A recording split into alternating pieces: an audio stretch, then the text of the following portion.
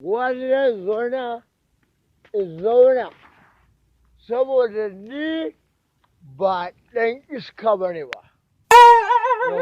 Ni ba ɗan iska ba ne saboda na ji a jikina ma ina mutuwa aljanna zan shiga.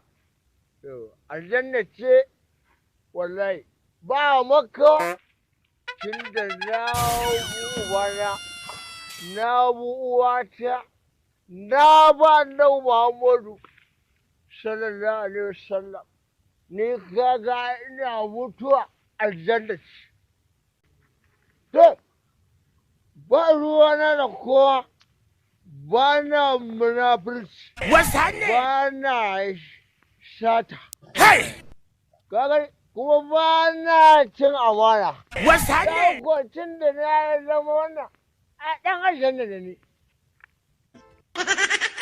Na bu uwata, na bu ubana, na bu annan Muhammadu sallallahu alaihi wasallam. To, kaga ko mutuwa ne mala'iku za su buɗe min ƙofa su ce in shiga kawai. Wallahi su ce kawai in shiga kawai wallahi an buɗe min ƙofa kawai saboda ban da laifi. Ina za ka shiga? Wayo. A yi mala'ikun duniya ne. Na da taron lahiran na fara gari. Ana ku yi haƙuri na zo ne zan yi fitsari.